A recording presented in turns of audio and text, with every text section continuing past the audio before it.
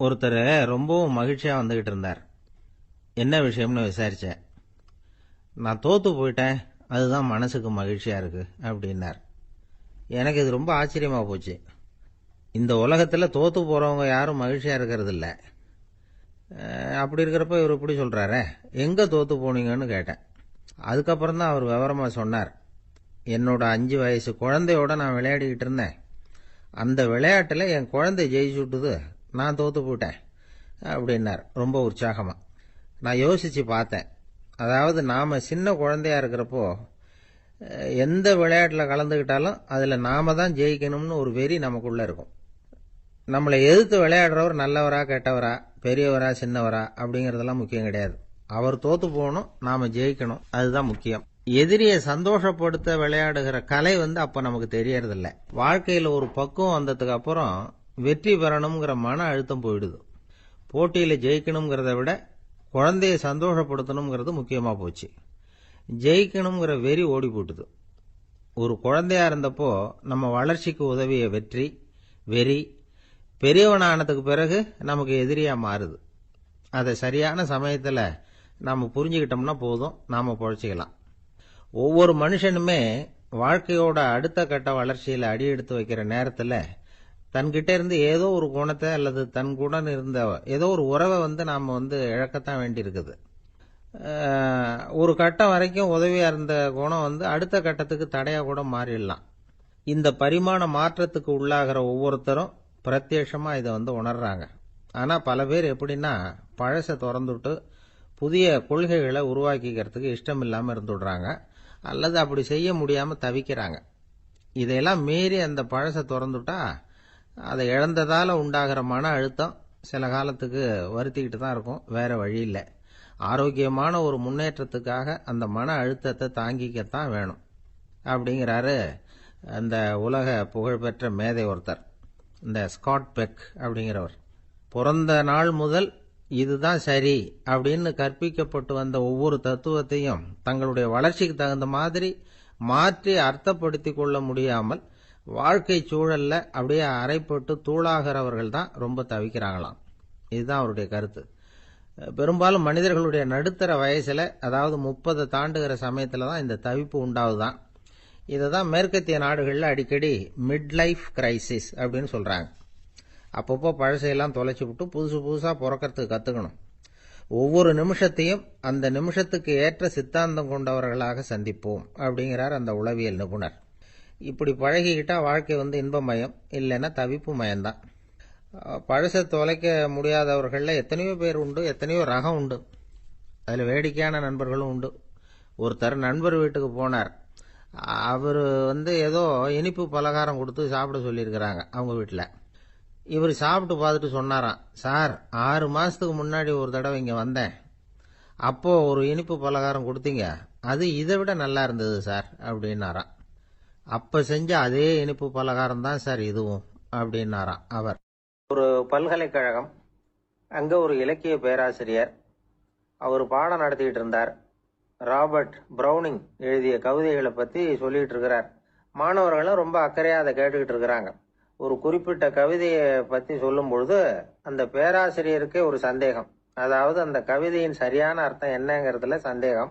பேராசிரியர் யோசனை பண்ணார். அந்த கவிதையை முழுசா புரிஞ்சுக்க முடியல.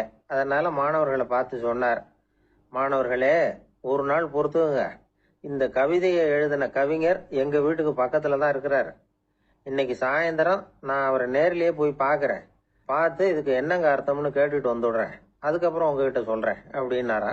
அன்னைக்கு சாயந்தரமே அந்த பேராசிரியர் கவிஞரை தேடிக்கிட்டு போயிட்டார். கவிஞர் அவங்க வீட்டுல அவர் பாட்டு உட்காந்துருந்தாராம். இவர் போய் அவர் முன்னாடி உட்கார்ந்தார். அப்புறம் கேட்டார், ஐயா, அந்த கவிதையின் முழு பொருள் என்னன்னு தெரிஞ்சுட்டு போறதுக்காக வந்திருக்கிறேன் அப்படின்னாராம். எந்த கவிதை அப்படின்னாராம் அவரு. இவர் அந்த கவிதையை சொல்லியிருக்கார்.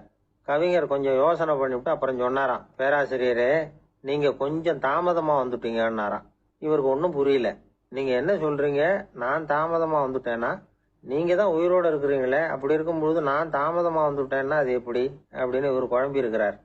இப்ப கவிஞர் சொன்னாராம், ஐயா, நான் உயிரோட இருக்கிறேன்னா இல்லையாங்கிறது முக்கியம் இல்லை.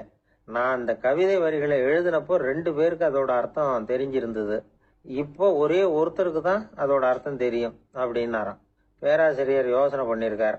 அப்படின்னா அந்த ஒருத்தர் கவிஞர் ராபர்ட் ப்ரௌனிங்கை தவிர வேற யாரா இருக்க முடியும்? இவர் தான் அப்படிங்கிறத அவர் மனசுல நினைச்சுக்கிட்டார். அதனால சொன்னார், ஐயா, நான் தாமதமா வரல, அந்த கவிதையின் பொருள் என்ன அது சொல்லுங்கன்னார். பேராசிரியரே, நான் சொல்றது உங்களுக்கு புரியலன்னு நினைக்கிறேன். நான் இந்த வரிகள் எழுதினப்போ 2 பேருக்கு அதோட அர்த்தம் தெரிஞ்சிருந்தது. அந்த 2 பேர் யாருன்னா, ஒருத்தர் ராபர்ட் ப்ரௌனிங், அதாவது நான், இன்னொருத்தர் கடவுள். இப்போ அது கடவுளுக்கு மட்டும்தான் தெரியும். நானே இதை பத்தி பல தடவை யோசனை பண்ணி பார்த்தேன். இது ரொம்ப அழகானது, ஆனாலும் ரொம்ப வழுக்கலானது. அதை பிடிச்சிட்டோம்னு நினைச்சிட்டு இருக்கும் பொழுதே காத்து மாதிரி அது உங்ககிட்ட இருந்து ஓடி போயிடுது. எனக்கு ரொம்பவும் வருத்தமா தான் இருக்குது. நிச்சயமா நான் தான் இந்த வரிகளை எழுதியிருக்கிறேன். அதுல அர்த்தம் இருக்குங்கிறது எனக்கு தெரியும். அதை நான் உணர்றேன். ஆனா நீங்க என்னை மன்னிக்கணும். எனக்கே கூட அதை என்னால விளக்க முடியல. அப்படி இருக்கும்பொழுது உங்களுக்கு எப்படி அதை நான் விளக்க முடியும் அப்படின்னாரா அந்த கவிஞர். அனுபவிக்கப்படக்கூடிய எல்லாமே விளக்கப்படக்கூடிய ஒன்றல்ல, விளக்கப்படும் எல்லாமே அனுபவிக்கப்படக்கூடிய ஒன்றல்ல அப்படிங்கிறது ஞானிகளுடைய கருத்து. அதுக்காக தான் அந்த சம்பவம். வாழ்க்கையில நீங்கள் தொடர்ந்து ஆய்வு செய்து கொண்டே இருக்கக்கூடிய விளக்கங்களை ஒருபோதும் அடைய முடியாத பரிமாணங்கள் இருக்கிறதுனால தான் அது அலுப்பு தட்டாம இருக்குது. உங்களால நிறைய அனுபவிக்க முடியும். இருந்தாலும் நீங்கள் அனுபவித்து அறிந்த விஷயங்கள் கூட வார்த்தைகளால விளக்கப்பட முடிவதில்லை அப்படிங்கிறது பெரியோர் சிந்தனை. இதெல்லாம் ஒரு பக்கம் இருக்கட்டும். நமக்கு தெரிஞ்ச பேராசிரியர் ஒருத்தர் 1 மணி நேரம் ரொம்ப விவரமா வகுப்பு எடுத்தார். கடைசியா சொன்னார், மாணவர்களே, ரொம்பவும் எளிமையா விளக்கமா எல்லா விவரமும் சொல்லியிருக்கிறேன். அதனால இதுல உங்களுக்கு சந்தேகம் வர்றதுக்கு வாய்ப்பே இல்லை. இருந்தாலும் கேட்க வேண்டிய கடமை கேட்கிறேன். இது வரைக்கும் நடத்தினதுல யாருக்காவது ஏதாவது சந்தேகம் உண்டா அப்படின்னு கேட்டாராம். எனக்கு ஒரே ஒரு சந்தேகம் தான் சார் அப்படின்னு எழுந்திரிச்சு நிக்கிறான் ஒருத்தன். என்னன்னு கேட்டாராம். இது வரைக்கும் நீங்க என்ன பாடம் சார் நடத்துனீங்க அப்படின்னு அவன். ஒரு மனிதர், அவர் யாருக்கிட்டே தொலைபேசியில பேசிட்டு இருக்கிறார். கொஞ்சம் தூரத்துல நாம நிக்கிறோம். எட்டத்துல இருந்துகிட்டு அவரை கவனிக்கிறோம். அவர் போன்ல பேசுறத, அவர் பேசுகிற வார்த்தைகள் என்ன அப்படிங்கறது நம்ம காதுல விழல. ஆனாலும் அவர் பேசிக்கிட்டு இருக்கிறது நல்ல செய்தியா கெட்ட செய்தியா அப்படிங்கறத நம்மால யூகிக்க முடியும். மகிழ்ச்சியான செய்தியை பேசும்போது முகம் மலருது, புன்னகை பூக்குது. இதுல ஒண்ணு நீங்க கவனிக்கணும். தொலைபேசியில நாம பேசுறப்போ நம்மோட பேசுறவர் எதிரில் இல்ல. அவர் தொலைபேசி வழியா நம்ம குரலை மட்டும்தான் கேட்க போறார். நம்ம முகத்தை அவர் பார்க்க போறது இல்ல. அப்படி இருந்தும் அப்ப நம்ம முகம் ஏன் மலரணும் அப்படின்னா, இதுதான் உடல் மொழி, பாடி லாங்குவேஜ் அப்படின்னு சொல்றாங்க. நம்ம அறியாமலேயே நம்ம உடம்பு செய்திகளை தெரிவிக்குது பாருங்க, அதுதான் உடல் மொழி. ஒரு மனிதர் தொலைபேசியில பேசிக்கிட்டு இருக்கிறத நீங்க தூரத்துல இருந்து கவனிச்சுக்கிட்டே, அவர் நண்பரோட பேசுறாரா, மனைவியோட பேசுறாரா, குழந்தையோட பேசுறாரா, இல்ல மேல் அதிகாரி கிட்ட பேசுறாரா, அல்லது அவருக்கு கீழே பணிபுரிகிறவர்கள் கிட்ட பேசுறாரா அப்படிங்கறத கண்டுபிடிக்கலாம். அதுக்கு காரணம் அவருடைய உடல் மொழி. இந்த உடல் மொழி கூட நம்ம வாழ்க்கையின் முன்னேற்றத்துக்கு பயன்படும். இத பத்தி எல்லாம் கூட சில நிபுணர்கள் ஆராய்ச்சி பண்ணி பார்த்திருக்கிறாங்க. அவங்க சில விவரங்களை சொல்றாங்க. குறிப்பா ஒருத்தர் தன்னுடைய நாற்காலியில கிட்டத்தட்ட படுத்துக்காத குறையா உட்கார்ந்து இருக்கிறாருன்னு வச்சுக்கோங்க. எதிர இருக்கிறவர் பேசுறது அவருக்கு பிடிக்கலன்னு அர்த்தமா. தலையை சொரிஞ்சுக்கிறது, வேற வேற திசைகள்ல பாக்குறது, கொட்டாவி விடுறது, கால்களை மாத்தி போட்டு உட்கார்றது, களைப்பா கை விரல்களை அப்படியே பின்னிக்கிறது, அடிக்கடி கடிகாரத்தை பாக்குறது, இப்படிலாம் ஒருத்தர் பண்ணிட்டு இருக்கிறாருன்னா நாம கூடிய சீக்கிரம் அந்த இடத்த விட்டு எழுந்திரிச்சு வந்துடுறது நல்லது. ஏன்னா இதெல்லாம் அவருடைய சலிப்பு, சோர்வு, ஆர்வமின்மை, இதுக்கு அடையாளங்கள். நம்முடைய பேச்சு அவரை சலிப்படைய வச்சுட்டதுன்னு அர்த்தம். அவர் ரொம்பவும் சோர்ந்து போயிட்டாருன்னு பொருள். நம்முடைய பேச்சில் அவருக்கு ஆர்வம் இல்லைன்னு அர்த்தம். அதே நேரத்துல நாற்காலியின் நுனியில அமர்ந்து உடலை முன்னுக்கு நகர்த்தி எதிர இருக்கிறவரின் கண்களை பார்த்துக்கிட்டே பேசினாலும் சரி, அல்லது பேச்சை கேட்டாலும் சரி, உங்க பேர்ல மற்றவங்களுக்கு உள்ள பிடிப்பு அதிகரிக்கும். நாம எப்படிப்பட்டவர்ங்கிறத நம்ம உடம்பும் நடை உடை பாவனையும் அடுத்தவங்களுக்கு காட்டி கொடுத்துரும். உங்க உடம்பு, உங்க பார்வை, நடை, உட்கார்ற விதம், இதை வச்சுக்கிட்டே நீங்க பொறுப்புள்ளவரா, முரடரா, அலட்சியமானவரா, மரியாதை தெரிஞ்சவரா, அடக்கமானவரா, நம்பிக்கைக்கு உரியவரா, நாணயம் இல்லாதவரா, பயந்தவரா, திறமசாலியா, அப்பாவியா அப்படிங்கறதெல்லாம் கண்டுபிடிச்சிடலாம். அதனால இந்த உடல் மொழியை புரிஞ்சுக்கிட்டு நம்மளை கொஞ்சம் சரிப்படுத்திக்கிட்டோம்னா வாழ்க்கையில சுலபமா பல காரியங்களை சாதிக்க முடியும். ஒரு மனநல மருத்துவமனை, அங்க ஒருத்தர் ஒரு நாற்காலியில உட்காந்துக்கிட்டு கார் ஓட்டுறது மாதிரி அப்படி பாவனை பண்ணிட்டு இருந்தார். ஸ்டியரிங்கை திருப்புறது மாதிரி, பின்னாடி வர்ற வண்டியை நிக்க சொல்றது மாதிரி, அப்புறம் இவர் ஒதுங்கிக்கிட்டு அவருக்கு வழி விடுறது மாதிரி இப்படிலாம் சேட்டைகள் பண்ணிட்டு இருந்தார் மனநல மருத்துவமனையில. இத பார்த்துக்கிட்டு இருந்த ஒருத்தர் பக்கத்துல இருந்த இன்னொருத்தர்கிட்ட கேட்டார், இவர் ஏன் இப்படி பண்றாரு, இவருக்கு ஏன் அப்படி வந்தது நிலைமை அப்படின்னு சொல்லி அவர் விசாரிச்சார். அப்ப அவர் விவரம் சொன்னார். வேற ஒண்ணும் இல்லைங்க, இவருக்கு கார் ஓட்டணும்னு ஆசை ரொம்ப காலமா, அது நிறைவேறாம போயிட்டுது. அதுக்கப்புறம் அவர் மனநோயாளியா மாறிட்டார். இங்க அழைச்சிட்டு வந்தாங்க. இங்க அழைச்சிட்டு வந்ததுல இருந்து அப்படிதான் பண்ணிட்டு இருக்கிறார். அப்ப கார் ஓட்டுறது மாதிரிலாம் பாவனை பண்ணிட்டு இருப்பார், திருப்புறது மாதிரி பண்ணுவார், பின்னாடி வர்றவங்களுக்கு இடம் விடுவார், இப்படிலாம் செய்யறார் அப்படின்னு விவரம் சொன்னாங்க. நீங்க சொல்லப்படாதா, இப்ப நீங்க கார் ஓட்டல, வெறும் நாற்காலியில தான் உட்கார்ந்து இருக்கிறீங்க அப்படின்னு நீங்க சொல்லப்படாதா அவருக்கு அப்படின்னு கேட்டாங்க. அது முடியாதுங்க, ஏன்னா அந்த காரை கழுவுறதுக்காக அவர் தினமும் எனக்கு 10 ரூபா கொடுத்துட்டு இருக்கிறார் அப்படின்னாராம் அங்க வேலை செஞ்சுக்கிட்டு இருந்த ஒருத்தர். அதனால வாழ்க்கையில நாம இந்த உடல் மொழியை புரிஞ்சுக்கணும். உடல் மொழிங்கிறது இப்ப ஆரம்பத்துல சொன்னது மாதிரி அந்த தொலைபேசியில பேசுறவங்கள தூரத்துல இருந்து பார்த்தாவே அவர் யாருகிட்ட பேசுறாரு என்ன பேசுறாருன்னு தெரியும். நம்ம முகத்தை நல்லா வச்சுக்கணும். உடல் மொழிய நம்ம புரிஞ்சுக்கிட்டு பயன்படுத்த ஆரம்பிச்சோம்னா எந்த முயற்சி பண்ணினாலும் அதுல வெற்றி நிற்கும். ஒரு வயசான அம்மா தெரு வழியா போயிட்டு இருந்தாங்க. அவங்க கையில என்னத்தையோ வச்சுக்கிட்டு அதை அடிக்கடி பார்த்துக்கிட்டே இருந்தாங்க. ஒருத்தன் மெதுவா அவங்க கிட்ட போய் கையில் இருக்கிறது என்ன அப்படின்னு எட்டி பார்த்தான். பார்த்தா அவங்க கையில 4 பல்லு இருந்துதான். இவன் ஆச்சரியமா அந்த அம்மாவை பார்த்தான். ஏம்மா, உனக்கு என்ன பைத்தியமா, ஏது இந்த பல்லு, இதை என்னத்துக்காக கையில வச்சுக்கிட்டு அலைஞ்சிக்கிட்டு இருக்கிற அப்படின்னு கேட்டிருக்கான். அதுக்கு அந்த அம்மா விவரம் சொல்ல ஆரம்பிச்சாங்களாம். இதை பாருப்பா, எனக்கு ஒரு மகன் இருந்தான், அவனை ரொம்ப செல்லமா வளர்த்தேன். அவனை தரையிலேயே நடக்க விடுறதில்ல, எப்பவும் தூக்கி வச்சுக்கிட்டு இருப்பேன். அவன் நல்லா பெரியவனாகி பள்ளிக்கூடம் போகிறப்ப கூட அவன் புஸ்தக மூட்டையை நான் தான் சுமந்துக்கிட்டு போவேன். பார்க்குறவங்க கூட கேலி பண்ணுவாங்க, ஏம்மா படிக்க போகிறது நீயா உன் பிள்ளையான்னு கேட்பாங்க. அவன் இன்னைக்கு எவ்வளவோ பெரிய மனுஷன் ஆயிட்டான், வெளிநாட்டில் பெரிய உத்தியோகத்தில் இருக்கான். சமீபத்தில் இங்கே வந்துட்டு போனான். ஒரு நாள் ஏதோ கோபத்தில் என்ன அரைஞ்சுட்டான். அப்போ இந்த 4 பல்லும் கீழே விழுந்துட்டுது. இன்னமும் கூட விழுந்திருக்கும், ஆனால் பல்லு தான் இல்லை. என் புள்ள அரைஞ்சதுனால விழுந்த பல்லு இல்லையா அது, அதனால் இதை எப்பவும் என் கையிலேயே வச்சுக்கிட்டு ஆசையோடு பார்த்துக்கிட்டு இருக்கிறேன். அவன் தான் வெளிநாட்டுக்கு போட்டான், அவனை பார்க்க முடியாத ஏக்கத்தை நான் இந்த பல்லை பார்த்து போக்கிக்கிறேன் அப்படின்னு நாங்களாம் அந்த அம்மா. இந்த கதை எதுக்காகன்னா, தாய் அன்பு அப்படிங்கிறது எப்படிப்பட்டதுங்கிறத புரிஞ்சுக்கிறதுக்காக. கல்யாணம் ஆனதுக்கு அப்புறம் தாயை மறந்து விடுறவங்க எத்தனை பேர் இந்த உலகத்தில், அவங்க காதில் விழணுங்கிறதுக்காக தான் இந்த தகவல். ஆனால் ஒரு விஷயம் மட்டும் நல்லா புரிஞ்சுக்கணும், தாயை மதிக்க தெரிஞ்சவங்க தான் இன்னைக்கு வாழ்க்கையில் எல்லா விதத்துலேயும் முன்னுக்கு வந்திருக்கிறாங்க. வேணும்னா விசாரித்து பார்த்துக்குங்க. இன்னொரு அம்மா இருந்தாங்க. அவங்க தினமும் ஒரு கோயிலுக்கு வருவாங்க. சாமியை பார்த்து, கடவுளே நான் இறந்து போனால் நரகத்துக்கு போகணும் அப்படின்னு வேண்டிக்குவாங்களாம். எல்லாரும் சொர்க்கத்துக்கு போகணும்னு தானே கடவுள்கிட்ட வேண்டிக்குவாங்க. இந்த அம்மா தினம் நான் நரகத்துக்கு போகணும் அப்படின்னு வேண்டிக்கிறாங்க. அங்கே இருந்த அர்ச்சகருக்கு இது சந்தேகம். ஒரு நாள் அதை நேரடியாகவே அவங்ககிட்ட கேட்டுவிட்டார். அதுக்கு அந்த அம்மா பதில் சொன்னாங்களாம், ஐயா, எனக்கு கல்யாணம் ஆகி ரொம்ப நாள் வரைக்கும் குழந்தை பாக்கியம் இல்லாமல் இருந்தது. கோயில் குளம் எல்லாம் சுற்றி வந்தேன். ரொம்ப நாள் கழித்து ஒரு குழந்தை பிறந்தது, ஆண் குழந்தை. அவனை நான் ரொம்ப செல்லம் கொடுத்து வளர்த்தேன். அதோட விளைவு என்ன ஆச்சுன்னா, அவன் ரொம்ப மோசமாக ஆயிட்டான். கெட்ட பழக்க வழக்கம்லாம் கற்றுக்கிட்டான். அவன் இறந்து போனால் நிச்சயம் அவனுக்கு நரகம்தான் கிடைக்கும். அந்த அளவுக்கு கெட்டவன் அவன். அப்படிப்பட்ட காரியங்கள்லாம் பண்ணிகிட்டு இருக்கான், எனக்கு தெரியும். இவனுக்காக நரகத்தில் கூட யாரும் தயவு காட்ட மாட்டாங்க, தாட்சண்யம் காட்ட மாட்டாங்க. அதனால் இவனுக்கு முந்தி நான் இறந்து நரகத்துக்கு போயிட்டா அங்கே இவனை கவனிச்சிக்கலாமே, இவனுக்கு பணிவிடை செய்யலாமேன்னு பார்க்குறேன் அப்படின்னு நாங்களாம். அதனால தான் நான் நரகத்துக்கு போகணும்னு தினம் ஆண்டவனை வேண்டிகிட்டு இருக்கிறேன் அப்படின்னு கண்கலங்கி அந்த அம்மா சொன்னாங்களாம். அதுதான் தாய் உள்ளம்ங்கிறது. தாயின் பெருமையை சரியாக உணர்ந்துட்டா அவங்களுக்கு எப்பவும் எந்த கஷ்டமும் வராது. இது ஏதோ உபதேசத்துக்காக சொல்கிற வார்த்தை இல்லை, உண்மையான வார்த்தை. இந்த விவரத்தையெல்லாம் நண்பர் ஒருத்தர்கிட்ட சொல்லிக்கிட்டு இருந்தேன். அவர் கொஞ்ச நாள் கழித்து என்னை தேடி வந்தார். அவர் கையிலேயும் 4 பல்லு வச்சுருந்தார். என்னங்க ஆச்சு, ஏதுங்க இந்த பல்லு அப்படின்னு விசாரித்தோம்.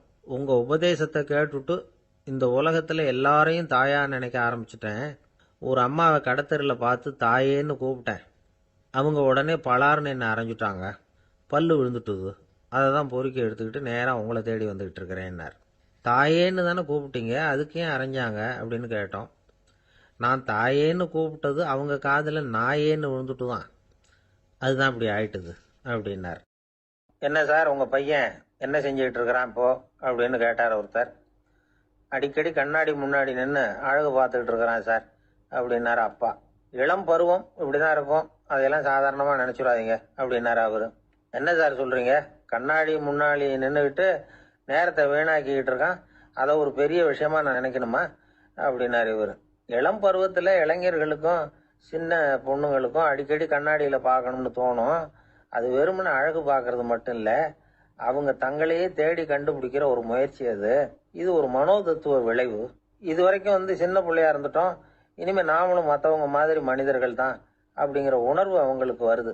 தங்களோட முகம் எப்படி இருக்குது, அழகு எப்படி இருக்கு, உடம்பு நேரம் எப்படி இருக்கு, முடி எப்படி இருக்கு அப்படிங்கறதையெல்லாம் கண்டுபிடிக்கிறாங்க. அதுக்கப்புறம் இன்னொரு ஆணோ பொண்ணோ தன்னை கவனிக்கணும் அப்படின்னு நினைக்கிறாங்க.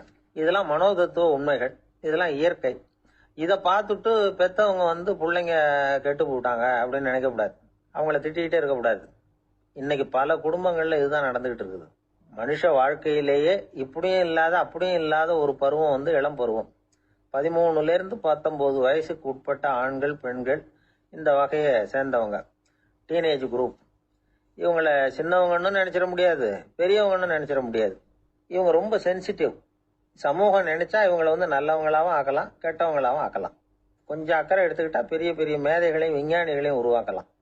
ஆனால் நடக்கிறது என்ன தெரியுமா, அநேகமாக இவங்களை யாருமே சரியாக புரிஞ்சுக்கிறது இல்லை, இவங்களை சரியாக நடத்துறதும் இல்லை. இது வரைக்கும் நாம் சொல்கிறத கேட்டுக்கிட்டு இருந்தான், இப்பெல்லாம் அவன் இஷ்டத்துக்கு நடக்க ஆரம்பிச்சுட்டான் அப்படின்னு வருத்தப்படுற பெற்றோர்கள் அதிகம். இது வருத்தப்படுற விஷயம் இல்லை, சந்தோஷப்பட வேண்டிய விஷயம். உங்கள் புள்ள சொந்தமாக யோசிக்க ஆரம்பிக்கிறதும் நடந்துக்க ஆரம்பிக்கிறதும் ஒரு தப்பான விஷயமா? அவன் கடைசி வரைக்கும் உங்கள் பேச்சையே கேட்டுக்கிட்டு இருக்கணுங்கிறது என்ன நியாயம்? இன்னைக்கு இளைஞர்களை பெரியவங்க தப்பாக புரிஞ்சுக்கிட்டு தவறாக நடத்துறதுனால தான் அவங்களுக்கு வெறுப்பு, எரிச்சல், மனக்கசப்பு எல்லாம் உண்டாகுது. பெற்றவங்க சரியாக மதிக்கிறது இல்லை அப்படிங்கிற ஒரே காரணத்தினாலேயே வீணா போகிற பிள்ளைங்க இன்னைக்கு அதிகம். சரி, பெற்றவங்களுக்கு இன்னைக்கு என்னதான் புத்தி சொல்ல வர்றீங்க அப்படின்னு கேட்குறீங்களா? நாம எதையும் சொல்ல வரல, ஆனால் அது சம்பந்தமான சில நிபுணர்கள் சொல்லி இருக்கிறத உங்க காதில் போட்டு வைக்கலாம். அது என்னன்னா, பிள்ளைங்க கிட்ட அன்பு செலுத்துங்க. குழந்தையா இருந்தப்போ எவ்வளவு பாசமா இருந்தீங்க, வளர வளர அதை ஏன் குறைச்சிக்கிறீங்க? பெற்றவங்களின் அன்பான வார்த்தைகளுக்கு ஏங்குறவங்க தான் இன்றைய இளைஞர்கள். அவங்க எதை சொன்னாலும் அதை அக்கறையா காது கொடுத்து கேளுங்க, அலட்சியப்படுத்தாதீங்க. அவங்க விரும்புறது உங்ககிட்ட இருந்து ஒரு மதிப்பு, மரியாதை, அங்கீகாரம், இவ்வளவுதான். அவங்க அவங்களாவே முடிவுகள் எடுக்கட்டும், அதுக்கு நீங்க உதவியா இருங்க, அது போதும். மற்றவங்க முன்னாடி, முக்கியமா அவங்க நண்பர்கள் முன்னாடி அவங்கள பத்தி மட்டமா பேசாதீங்க. அவங்க கிட்ட பொய் சொல்லக்கூடாது. நீங்க சொன்னது பொய்ன்னு தெரிஞ்சு போச்சுன்னா உங்க பேர்ல அவங்களுக்கு இருக்கிற மதிப்பு போயிடும், நம்பிக்கை போயிடும். அவங்களுக்கு முன்னாடி நீங்க சண்டை போடக்கூடாது. உங்க பிள்ளைய எப்பவும் இன்னொரு பிள்ளையோட ஒப்பிட்டு பேசுற வேலையே வேணாம். கூட பிறந்த மற்றவங்களோட கூட ஒப்பிடக்கூடாது. இப்படி செஞ்சா அவன் உங்ககிட்டயும் பிரியமா இருக்க மாட்டான், அவங்க கிட்டயும் பிரியமா இருக்க மாட்டான். புள்ள எங்க போறான், என்ன பண்றான் அப்படின்னு எல்லாம் துப்பறிஞ்சுக்கிட்டு இருக்கக்கூடாது. இளைஞர்கள் தனிமையை விரும்புறவங்க. அவங்கள பெட்டியில வச்சு மூடி பாதுகாக்கணும்னு நினைக்கக்கூடாது.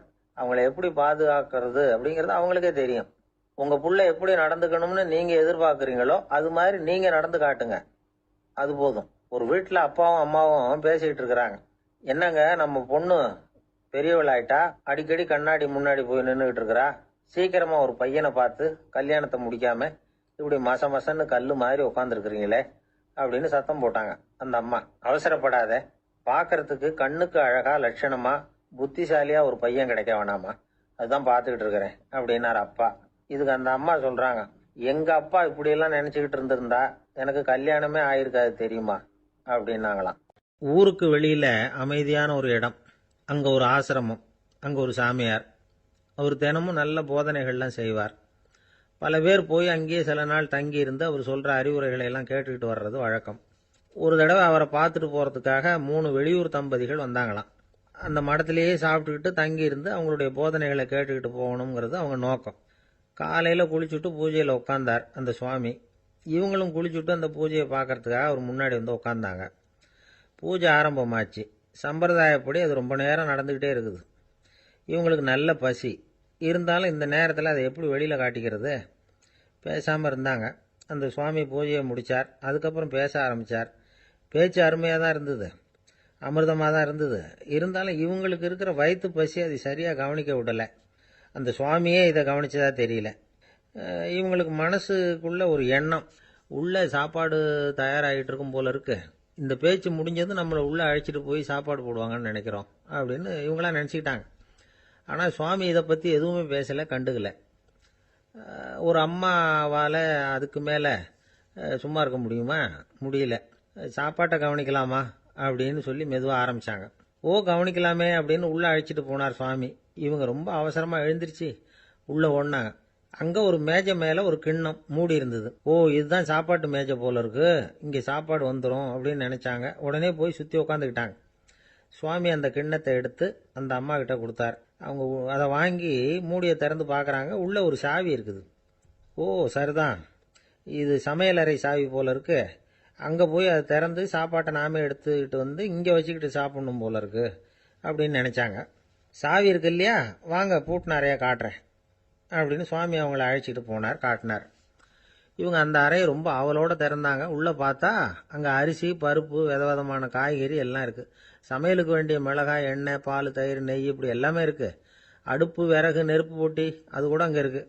சாப்பாடு தயாராக இருக்கும்னு நினச்சிக்கிட்டு போனால் இப்படி இருக்குதே அப்படின்னு சொல்லி அதை பார்த்ததும் ரொம்ப சோர்ந்து போட்டாங்க அவங்க. சுவாமி என்ன இது சாப்பாடு இல்லையா அப்படின்னாங்க. அதுதான் சாப்பாட்டுக்கு வேண்டிய எல்லாம் இங்கே இருக்குதே, அடுப்பு மூட்டி நீங்கள் தான் அவங்கவுங்க ருசிக்கு தகுந்த மாதிரி சமைச்சிக்கணும், இந்த சன்னியாசிக்கு எப்படி சமைக்க தெரியும் அப்படின்னு கேட்டார் சுவாமி. சாப்பாடு தயாராக இருக்கும்னு நாங்கள் எதிர்பார்த்தோம் அப்படின்னாங்க. நீங்கள் இப்படி சொல்லுவீங்கன்னு நானும் எதிர்பார்த்தேன்.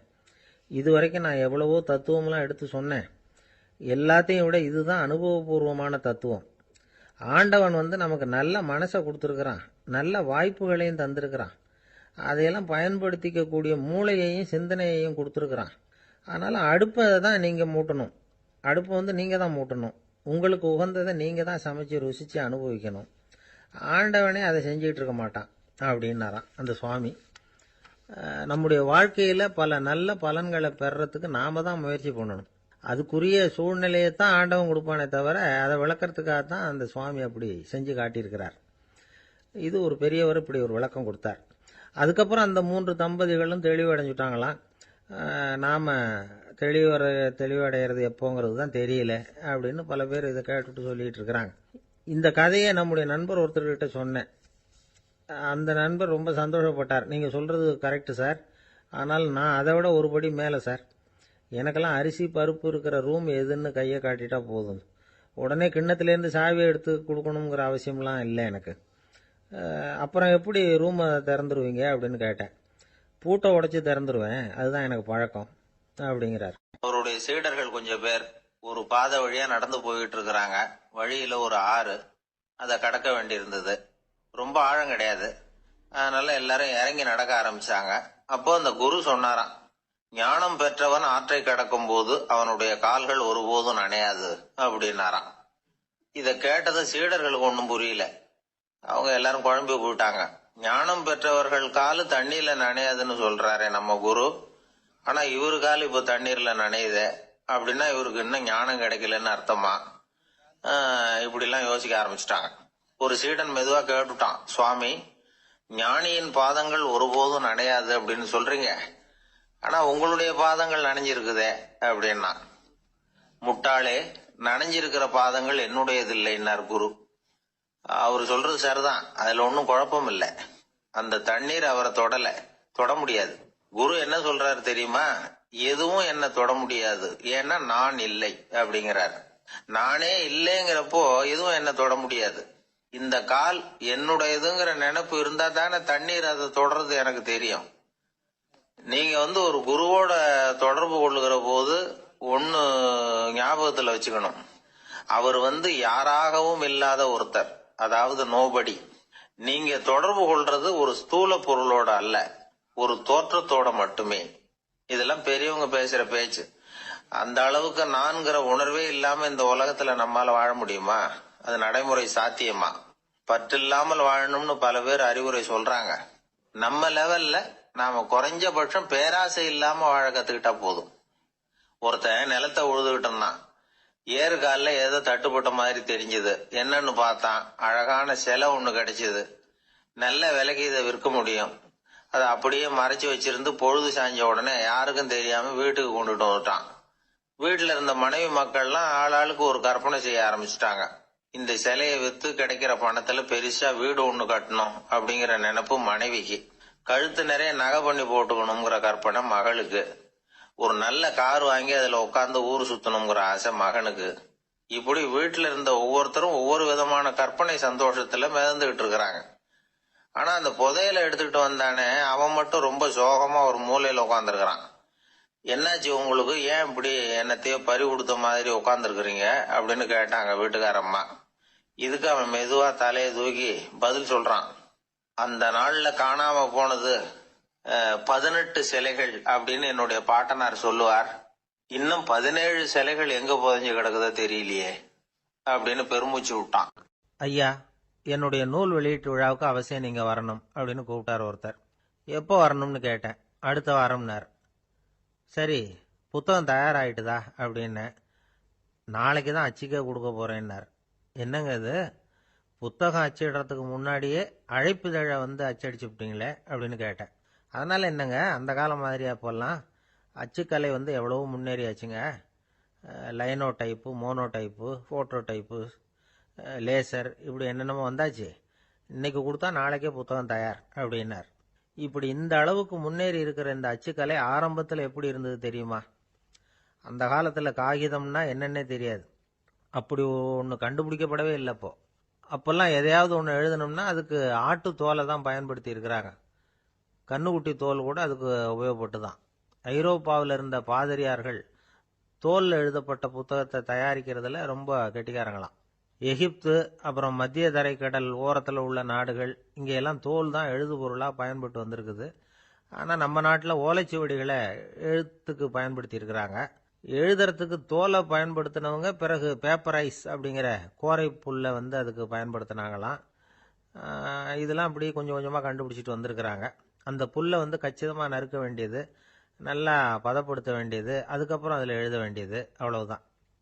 பேப்பருங்கிற சொல்லே இந்த பேப்பைரஸ் அப்படிங்கிறதுலேருந்து வந்தது தான். அதுக்கப்புறம் தான் காகிதம் வந்தது. இதை முதல்ல சீன நாட்டில் தான் கண்டுபிடிச்சாங்க. அது வந்த பிறகு அச்சு எந்திரம் கண்டுபிடிக்க வேண்டிய அவசியம் ஏற்பட்டது. அதை கண்டுபிடிச்சவர் ஜெர்மானிய அறிவியல் அறிஞர் ஜான் கூட்டன்பர்க். அச்சுக்கலைக்கு அடித்தளம் அமைச்சவர் அவர் தான். ஜெர்மனியில் மெயின்ஸ் அப்படிங்கிற ஊரில் 1399 பிறந்தார். அவரோட மாமன் ஒருத்தர் உலோக வேலையில் வல்லவர். அவர்கிட்ட அந்த வேலையை கற்றுக்கிட்டார். அதோட வைர கற்களை வந்து பட்டை தீட்டுறதுலையும் ரொம்ப தேர்ச்சி பெற்றிருந்தார். இளம் வயசுலேயே சும்மா இருக்க மாட்டாராம். எதை செஞ்சாலும் அதை திறமையாக செய்வாராம். அவர் தான் முதல்ல மர அச்சு எழுத்துக்களை உருவாக்கினார். அது மேலே மை தடவி பிரதிகள் எடுத்தார். அதுக்கப்புறம் உலோக எழுத்துக்கள், முதல்ல காரியம், அப்புறம் இரும்பு, அப்புறம் கலப்பு உலோகம், பிறகு அச்சடிக்கிறதுக்கு எந்திரம் ஒன்றையும் உருவாக்கினார். முதல்ல பைபிள் அச்சடித்தார். 1468 அவர் இறந்து போனார். 16ஆம் நூற்றாண்டில் மேலை நாடுகளிலிருந்து மர எழுத்துக்களை கொண்டுகிட்டு வந்து தமிழ்நாட்டில் கிறிஸ்தவ நூல்களை அச்சிட்டாங்க. அப்போல்லாம் வந்து அச்சகங்கள் வந்து போதிய அளவுக்கு இங்கே இல்லை. அதுக்கு என்ன காரணம்னா, இந்தியர்கள் வந்து அச்சகங்களை நடத்தக்கூடாது அப்படின்னு சட்டம். 1835 வரைக்கும் அந்த சட்டம் வந்து நடைமுறையில் இருந்தது. இந்த நிலைமையில் அங்கேயும் இங்கேயுமா 1-2 அச்சகங்கள் ஆரம்பமாச்சு. 1713 தரங்கம்பாடியில் லூதரன் மிஷன் அச்சகம், அதே ஆண்டில் சென்னையில் எஸ்பிசிகே அச்சகம். இது ரெண்டும் தான் இந்தியாவில் முதல்ல தொடங்கப்பட்ட அச்சகங்கள். ஆட்டுத்தோல்லையும் ஓலைச்சுவடியிலையும் எழுதப்பட்ட எழுத்துக்கள் இன்னைக்கு எங்கேயோ போயிட்டுது. ஆனால் நம்ம ஊரில் எழுத்தாளர்கள் நிலைமை தான் ஒன்றும் சொல்லிக்கிறது மாதிரி இல்லை. நம்ம ஆள் ஒருத்தர் சொன்னார், சார், நான் சொந்தத்தில் ஒரு அச்சாபீஸ் வச்சுருந்தேன், இப்போவும் வச்சிருக்கிறேன். அதனால் என்னுடைய படைப்புகளை புத்தகமாக வெளியிடுறதுல எனக்கு ஒன்றும் கஷ்டம் இல்லை. வருஷத்துக்கு ஒரு புத்தகம் எழுதி வெளியிட்டுருவேன். 15 வருஷமாக இலக்கிய உலகத்துக்கு இப்படி சேவை செஞ்சுக்கிட்டு வர்றேன். ஆனால் இந்த வருஷம்தான் வாசகர்கள் வந்து எனக்கு பாராட்டு விழா நடத்தி இருக்கிறாங்க அப்படின்னார். இந்த வருஷம் அப்படி என்ன விசேஷம் அப்படின்னு கேட்டோம். இந்த வருஷம்தான் நான் எந்த புத்தகம் எழுதி வெளியிடாமல் இருந்தேன், அதுக்காகத்தான் எனக்கு இந்த பாராட்டு விழா அப்படின்னார். ஒருத்தர் மனசுல நிம்மதி இல்லாம உட்கார்ந்துருந்தார். என்ன சார் விஷயம் அப்படின்னு விசாரிச்சேன். அகலக்கால் வச்சுட்டேன், அதுதான் அவதிப்படுறேன்னார். விவரமா சொல்லுங்கன்னு. வீடு கட்டணும்னு ஆரம்பிச்சேன். வேலை பாதியிலேயே நிக்குது, கையில பணம் இல்லை அப்படின்னார். இது மாதிரி ஆசாமிகள் பல பேரை நீங்க பார்த்துருக்கலாம். இவங்கெல்லாம் சுலபமா மன அழுத்தத்துக்கு ஆளாயிடுறாங்க. மன உளைச்சல், அதாவது ஸ்ட்ரெஸ் அப்படின்னு சொல்றோமே, அதுக்கு அடிப்படையான சில காரணங்கள் உண்டு.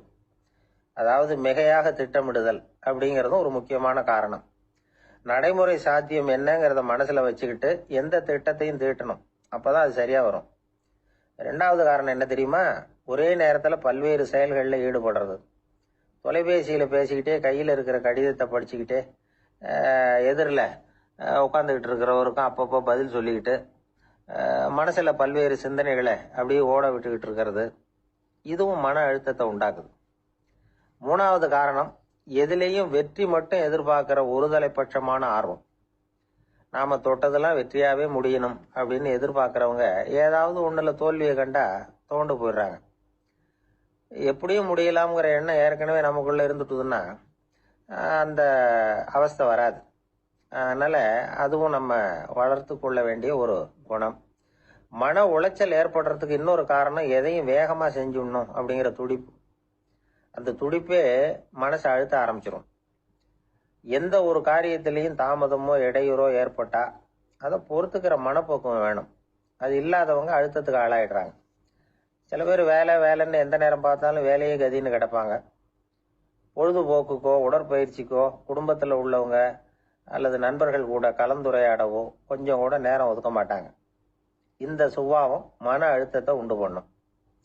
இதையெல்லாம் புரிஞ்சுக்கிட்டு அதுல இருந்து விடுபடுறது எப்படின்னு யோசிக்கணும். வல்லுநர்கள் இது தொடர்பா சில யோசனைகளை சொல்லி வச்சிருக்கிறாங்க. அது என்னன்னா, வாழ்க்கைங்கிறது பிரச்சனைகளால பின்னப்பட்ட ஒன்று. அது எப்பவுமே முடிவடையாத ஒரு தொடர்கதை அப்படிங்கிறத முதல்ல நாம புரிஞ்சுக்கணும். ஒரே நேரத்துல ஒரு காரியத்துல மட்டுமே நாம கவனம் செலுத்தணும். அடுத்தவங்க காரியத்துல தலையிடக்கூடாது. எதையும் பேச ஆரம்பிக்கிறதுக்கு முன்னாடி நம்மை நாமே கேட்டுக்க வேண்டிய கேள்வி 2.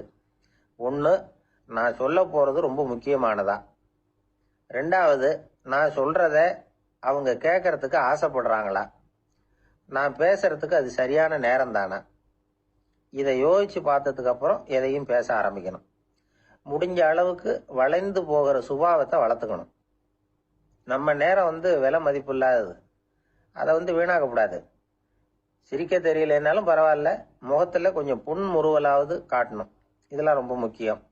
அடுத்தவங்க ஏதாவது செஞ்சா உடனே நன்றி சொல்ல மறக்கப்படாது. தினமும் கொஞ்சம் நேரத்தை தனிமையில செலவு பண்ணணும். மன உளைச்சல்ல இருந்து விடுபடுறதுக்கு 3 முக்கிய வழிகள் சொல்றாங்க. அதை சுருக்கமா ரெட் அப்படின்னு சொல்றாங்க. RED ஆங்கில எழுத்துல. அந்த முதல் எழுத்து R, அது என்னன்னா ரிலாக்ஸேஷன், அதாவது இடை ஓய்வு. 2வது E எக்ஸர்சைஸ், உடற்பயிற்சி. 3வது டயட், திட்டமிட்ட உணவு முறை. அதனால தியானம், மூச்சு பயிற்சி இதெல்லாம் இந்த இடை ஓய்வுக்கு வழிகள். எந்த வேலையையும் தொடர்ந்து செய்யக்கூடாது. எல்லார்கிட்டையும் கலகலப்பா பழகணும். மாசத்துக்கு ஒரு நாளாவது குடும்பத்தோட வெளியில போயிட்டு வரணும். சுலபமான உடற்பயிற்சிகளை செய்யலாம். உடற்பயிற்சிங்கிறது நமக்காக நாம செய்கிற ஒரு நீண்ட கால முதலீடு அப்படின்னு சொல்லுவாங்க. அதாவது லாங் டேர்ம் இன்வெஸ்ட்மெண்டா. அளவோட சாப்பிடணும், மெதுவா சாப்பிடணும். இதெல்லாம் கொஞ்சம் மனசுல வச்சுக்கிட்டு நடந்துக்கிட்டா மகிழ்ச்சியா வாழலாம். சில பேர் சாப்பாட்டு விஷயத்துல ரொம்ப அக்கறை எடுத்துக்கிறது உண்டு. ஒரு குண்டு ஆசாமி சாப்பிட உட்கார்ந்தார். முதல்ல ஒரு மாத்திரை சாப்பிட்டார். எதுக்குன்னு கேட்டோம். பசி எடுக்கிறதுக்குன்னார். சாப்பிட்டு முடிச்சார். பிறகு மறுபடியும் ஒரு மாத்திரை சாப்பிட்டார். இது எதுக்குன்னு கேட்டோம். சாப்பிட்டது ஜீரணமாகறதுக்கு அப்படின்னா. ஒரு நண்பர் இருக்கார். எப்ப பார்த்தாலும் கையில ஒரு புத்தகம் இருக்கும். புத்தகம் இல்லாம எங்கேயும் புறப்பட மாட்டார். எதுக்காக இப்படி எடுத்துட்டு போறீங்க அப்படின்னு கேட்டா, எனக்கு இது ஒரு நல்ல நண்பன் மாதிரி. இந்த காலத்துல எங்க போனாலும் காத்திருக்க வேண்டியிருக்கு. அது மாதிரி சமயத்துல நான் நண்பன் கூட பேசிக்கிட்டு இருப்பேன் அப்படிம்பாரான். ஒருத்தர் ஒரு பெரிய அரச பதவியில் இருந்தார். அவர் பதவியிலிருந்து இறங்க வேண்டிய சூழ்நிலை. அரசு கொடுத்திருந்த வீட்டை விட்டுட்டு வெளியில வர்றார். வரும்பொழுது 2 கையிலையும் 2 பெட்டியை எடுத்துட்டு வந்தாராம். சார், உங்களுடைய உடைமைகள் அப்படின்னு கேட்குறாங்க அங்க இருந்த ஊழியர்கள். இவர் தன்னுடைய கையில இருக்கிற பெட்டியை காட்டி, இதுதான் என்னுடைய சொத்து அப்படின்னாராம். ஒரு பெட்டியில அவருடைய உடைகள், இன்னொரு பெட்டியில அவர் விரும்பி படிக்கிற புத்தகங்கள். அவ்வளவுதான். இதுதான் இருந்துதான். புத்தகம் படிக்கிறது மனசுக்கு நல்லதுங்கிறது நமக்கு தெரியும். புத்தக வாசிப்பு உடம்புக்கும் நல்லதுங்கிறாங்க. அது நமக்கு ஆச்சரியமா தான் இருக்குது. ஒரு நபர் ஒரு வருஷத்துல சராசரியா 2000 பக்கங்களை படிச்சிருக்கணுமா, யுனெஸ்கோ பரிந்துரை. ஆனா நம்ம நாட்டில் நாம சராசரியா படிக்கிறது 32 பக்கங்கள், அவ்வளவுதான். இவ்வளவுக்கு நம்ம நாட்டில் 6000த்துக்கும் மேற்பட்ட நாளேடுகள், 2000த்துக்கும் மேற்பட்ட இதழ்கள், மலர்கள், இவ்வளவு இருந்தும் சரியா வரல. இந்த உலகத்துல முதல் நூலகம் எங்க எப்ப ஆரம்பமாச்சு தெரியுமா? கிமு 2500 ஆண்டுல அது ஆரம்பமாயிருக்குது. பாபிலோனியாவில் அமில் அணு அப்படிங்கிற அரசன் தான் நூலகத்தை உருவாக்கி இருக்கிறான்.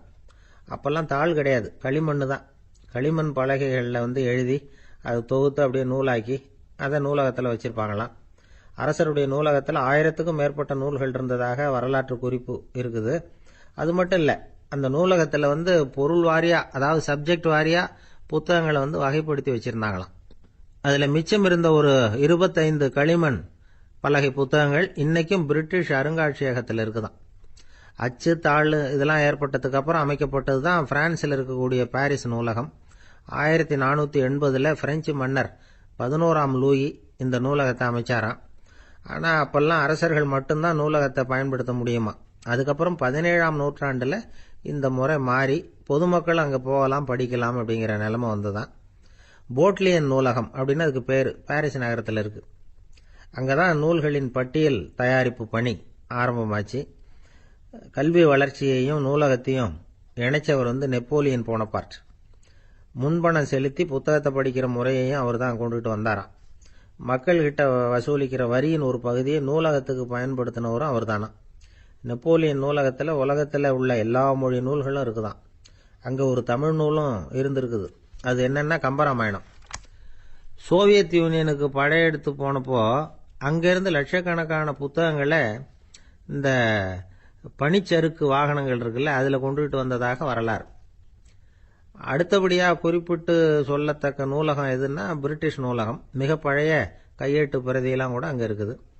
1753 ஆரம்பமாச்சு. அதில் உள்ள நூல்களை வரிசையாக அடுக்கினா 180 கிலோமீட்டர் நீளத்துக்கு வருமா. மிகப்பெரிய நூலகம் அமெரிக்க தலைநகர் வாஷிங்டனில் இருக்குதான். இந்தியாவை பொறுத்த வரைக்கும் பெரிய பழைய நூலகம் எதுன்னா கல்கத்தா நூலகம். எல்லா இந்திய மொழி நூல்களும் இங்கே உண்டு. மகாகவி பாரதியார் நடத்தின இந்தியாங்கிற இதழின் எல்லா பிரதிகளும் அங்கே பாதுகாப்பாக இருக்குது. படிக்கும் பழக்கம் இங்கே வளர வேண்டியிருக்குது.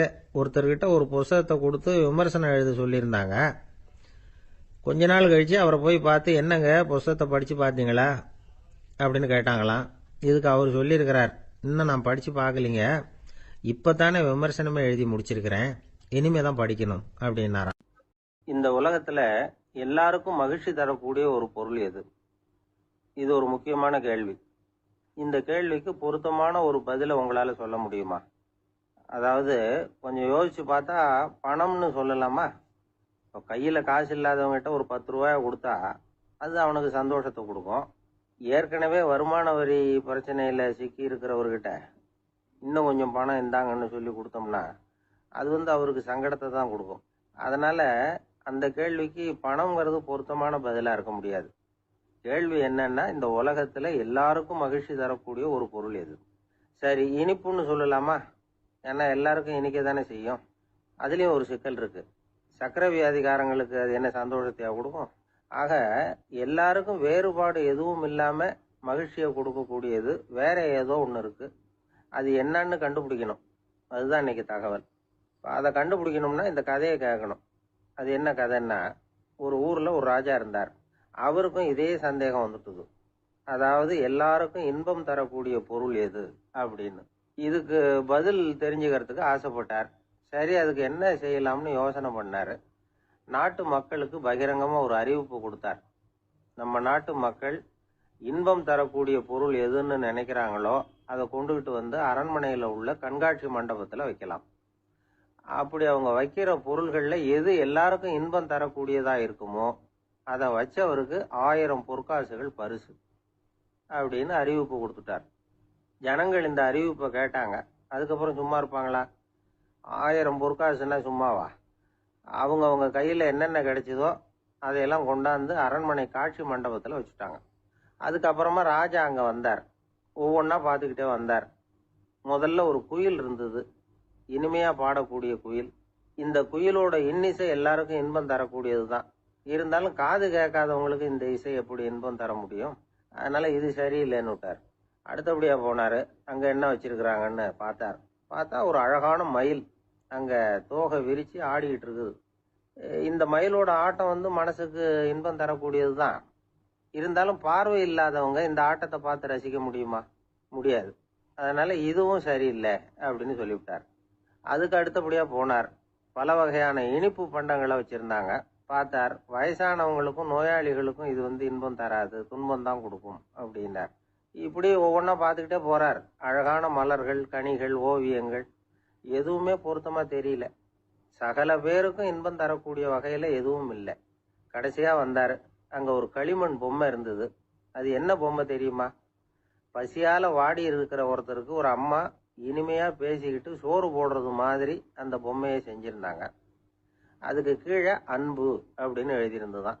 ராஜா பளிச்சுன்னு ஒரு முடிவுக்கு வந்தார். அந்த பொம்மையை செஞ்ச சிற்பியை வரவழைச்சார், பரிசு கொடுத்தார். அன்பு ஒண்ணுதான் எல்லாருக்கும் இன்பம் அளிக்கக்கூடிய பொருள். காது கேட்காதவங்களும் அதை கேட்க முடியும், பார்வை இல்லாதவங்களும் அதை பார்க்க முடியும், குழந்தைகளும் அதை உணர முடியும் அப்படின்னு அதுக்கு விளக்கம் கொடுத்தார் அந்த மன்னர். இந்த உலகத்துல எல்லாருக்கும் மகிழ்ச்சி தரக்கூடிய ஒரு பொருள் அன்பு தான். அதை புரிஞ்சுக்கிட்டு தான் சில கணவன்மார்கள் மனைவி பேர்ல ரொம்ப அன்பை காட்டிக்கிறது வழக்கம். ஒரு வீட்டு வாசப்படி பக்கமா மழைக்கு ஒதுங்கினார் ஒருத்தர். மழை தூரிக்கிட்டு இருந்தது, இருட்டு நேரம். அந்த வீட்டுல இருந்தவர், இன்னைக்கு ராத்திரி வேணும்னா இங்கேயே தங்கிட்டு காலையில போங்க அப்படின்னார். உடனே இவரு சொன்னார், ரொம்ப நன்றிங்க, ஒரு 10 நிமிஷத்துல இதை வந்துடுறேன் அப்படின்னு சொல்லிவிட்டு எங்கேயோ ஓடினார். 10 நிமிஷம் கழிச்சு திரும்பி வந்தார். ஆமா, எங்க போயிட்டு வந்தீங்கன்னு கேட்டார் வீட்டுல இருந்தவர். நேரா எங்க வீட்டுக்கு போய் மனைவி கிட்ட இன்னைக்கு ராத்திரி இங்கேயே தங்கிக்கிறேன்னு சொல்லிவிட்டு வந்துட்டேன் அப்படின்னார் அவர். அன்புல இது ஒரு ரகம். இயேசுநாதர்கிட்ட ஒருத்தர் கேட்டாராம், இயேசுவே என்னை எவ்வளவு நேசிக்கிறீர்கள் அப்படின்னு. அவர் தன்னுடைய 2 கைகளையும் அகல விரித்து இவ்வளவு என்று சொல்லி சிலுவையில் உயிர் நீத்தார் அப்படின்னு சொல்லுவாங்க. அதாவது அந்த நேசிப்புக்கு எல்லை கிடையாது, அதே போல மன்னிப்புக்கும் எல்லை கிடையாது. இது இயேசுநாதர் சொல்லி கொடுத்த ஒரு பாடம். இயேசுனுடைய சீடர்கள்ல ஒருத்தன் பீட்டர், அவன் ஒரு நாள் இயேசுநாதர்கிட்ட கேட்டிருக்கான், இயேசுவே நான் என்னுடைய தம்பி கிட்ட அடிக்கடி சண்டை போட்டுக்கிட்டு இருக்கிறேன், என்னுடைய சகோதரன் கூட, அவனை நான் எத்தனை தடவை மன்னிக்கிறது? ஏற்கனவே 7 தடவை அவனை மன்னிச்சுட்டேன் அப்படின்னு சொல்லியிருக்கிறான். அப்போ இயேசு சொன்னாராம், மன்னிக்கிறதுக்கு எத்தனை தடவைங்கிற கணக்கெல்லாம் கிடையாது. எத்தனை தடவை உன்னுடைய சகோதரன் உன்னை கோபப்படுத்துகிறானோ அத்தனை தடவை நீ மன்னிக்கிறதுக்கும் தயாரா இருக்கணும், அதுதான் அப்படின்னு சொன்னாராம். அப்போ இவனுக்கு ஒன்றும் புரியல, இது என்ன அவன் தப்பு பண்ணிக்கிட்டே இருப்பான், நாம மன்னிச்சுக்கிட்டே இருக்கிறதா அப்படிங்கிறது மாதிரி குழப்பமா இருந்திருக்கிறான். அப்போ இயேசுநாதர் தன்னுடைய சீடன் பீட்டர் கிட்ட ஒரு கதை சொன்னாராம். அந்த கதை இன்றைக்கு நாம எல்லாரும் சிந்தித்து பார்க்க வேண்டிய ஒரு கதை. அதாவது மன்னிப்பை விரும்புகிறவர்கள் மன்னிக்கவும் தயாராக இருக்க வேண்டும் அப்படிங்கிறது தான் அந்த கதையினுடைய தத்துவம். அந்த இயேசுநாதர் சொன்ன கதை என்னன்னா, ஒரு மன்னர் இருந்தார். அவர் ஒரு நாள் அரண்மனையில் உட்காந்து கணக்கு வழக்குகள்லாம் பார்த்துக்கிட்டு இருந்தார்.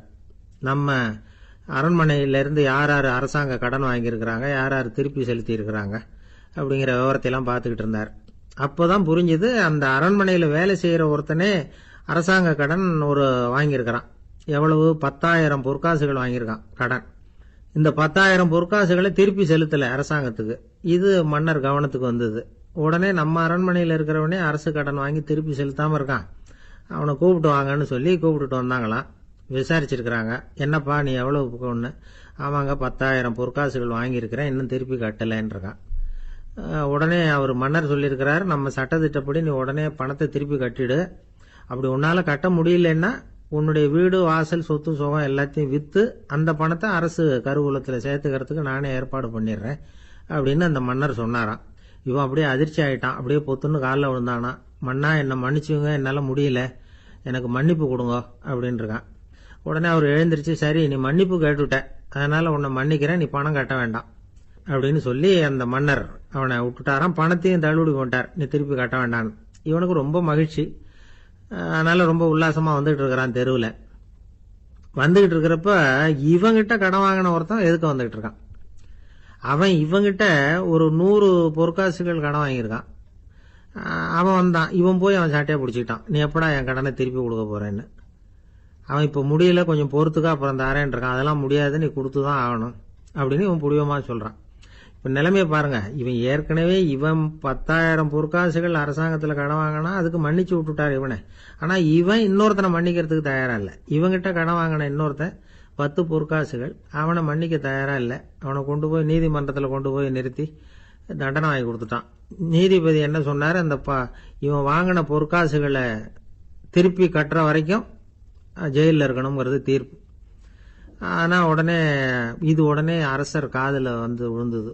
சொல்லிட்டாங்க, உங்ககிட்ட மன்னிப்பு வாங்கிட்டு போனானே ஒருத்தன், அவன் இன்னொருத்தனை மன்னிக்கிறதுக்கு தயாரா இல்லை, அவனை கொண்டு போய் ஜெயிலில் அடைச்சுட்டான் அப்படின்னு. உடனே மன்னர் பார்த்தார், இவனை மறுபடியும் கூப்பிட்டு வர சொன்னார். தபாரப்பா, நான் உன்னை மன்னிச்சு விட்டேன், ஆனா நீ இன்னொருத்தனை மன்னிக்கிறதுக்கு தயாரா இல்லை, அதனால என்னுடைய தீர்ப்பையும் மாத்துறேன், நீயும் அரசு கடன் தீர்ற வரைக்கும் ஜெயிலில் தான் இருக்கணும் அப்படின்னு சொல்லி ஜெயிலுக்கு அனுப்பிச்சுட்டாராம். இப்படி ஒரு கதையை இயேசுநாதர் தன்னுடைய சீடருக்கு சொன்னதாக ஒரு வரலாறு. அது என்ன, அதுல இருந்து நாம புரிந்து கொள்ள வேண்டியதுன்னா, நாம மன்னிக்கப்படணும்னு நாம விரும்புறோம்னா நாம இன்னொருத்தரை மன்னிக்கிறதுக்கு தயாரா இருக்கணும். அதனால நாம இன்னொருத்தரை யாரையும் மன்னிக்க மாட்டோம், ஆனா என்ன இன்னொருத்தர் மன்னிக்கணும் அப்படிங்கறது மாதிரி செய்யக்கூடாதுன்னு சொல்லுவாங்க. அது மாதிரி நாம இப்ப இது தப்பா புரிஞ்சுக்கிறவங்களும் இருக்கிறாங்க. பாவம் மன்னிப்புங்கிறதுலாம் எதுக்குன்னா, அதாவது மறுபடியும் பாவம் செய்யாம இருக்கிறதுக்காக தான். அதான் மன்னிக்கிறாரே அப்படிங்கிறதுக்காக மறுபடியும் பாவம் பண்ணிட்டு இருக்கிறது இல்லை.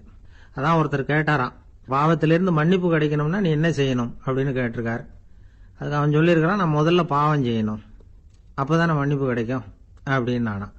இப்படிப்பட்டவர்கள் தான் இன்னைக்கு உலகத்துல அதிகமா இருக்கிறாங்க. அதனால இந்த மன்னிப்பின் மகத்துவம்ங்கிறது இயேசுநாதர்ட்ட இருந்து தான் நாம புரிஞ்சுக்கணும். அந்த இயேசு சொன்ன அந்த மன்னிக்கிற மனோபாவம் இருந்தால் இன்னைக்கு உலகம் பூராவும் அமைதி பூங்காவாக இருக்கும். அதுல ஒன்றும் ஆச்சரியமே இல்லை, அதுல ஒன்றும் சந்தேகமும் இல்லை. அதனால மன்னிக்கிற மனோபாவத்தை நாம எல்லாரும் நமக்குள்ளே வளர்த்து கொள்ள வேண்டும் அப்படிங்கிறது தான் நாம இன்றைக்கு எல்லோரும் சிந்தித்து பார்க்க வேண்டிய ஒரு செய்தி. ஒருத்தர் அவசரமா போய்கிட்டு இருந்தார். எங்க போயிட்டு இருக்கீங்க அப்படின்னு கேட்டார் ஒரு பெரியவர். கடைக்கு போறேன் சார், சாமான் வாங்கறதுக்கு அப்படின்னார். அங்க போறதுக்கு முன்னாடி தெரிஞ்சுக்க வேண்டியதெல்லாம் தெரிஞ்சுக்கிட்டீங்களா அப்படின்னு கேட்டார் பெரியவர்.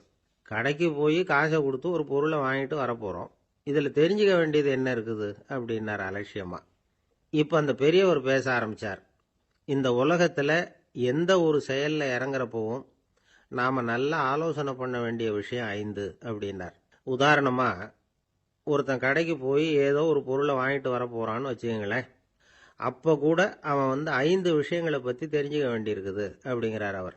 முதல்ல அந்த பொருள் எப்படிப்பட்டது அப்படிங்கறத தெரிஞ்சுக்கணும். 2வதா தன்னை பத்தியும் தெரிஞ்சுக்கணும். அப்பதான் அந்த பொருள் தனக்கு தேவையா இல்லையா அப்படிங்கறத புரிஞ்சுக்க முடியும். 3வதா தெரிஞ்சுக்க வேண்டியது ஒண்ணு இருக்கு. அது என்னன்னா, அந்த பொருளை அடையறதுக்கு வழி என்ன அப்படிங்கறத தெரிஞ்சுக்கணும். அதாவது எவ்வளவு பணம் கொடுத்தா அது கிடைக்கும், இது மாதிரியான விஷயங்கள். 4வதா அந்த பொருளை அடையறது மூலமா நாம அடையக்கூடிய பயன் என்ன அப்படிங்கறதையும் உணரணும். 5வது அந்த பொருளை அடையறதுல இருக்கக்கூடிய தடை எது அப்படிங்கறதையும் நாம தெரிஞ்சுக்கணும். பெரியவர் பேசுறது ஏதோ தத்துவம் மாதிரி தெரியுது இல்லையா? தத்துவம் தான். அதாவது இப்படி உலகியல் வாழ்க்கையில சின்ன சின்ன விஷயங்கள்லயே நாம 5 விஷயங்களை தெரிஞ்சுக்க வேண்டி இருக்குது. அது ரொம்ப அவசியமா இருக்கு.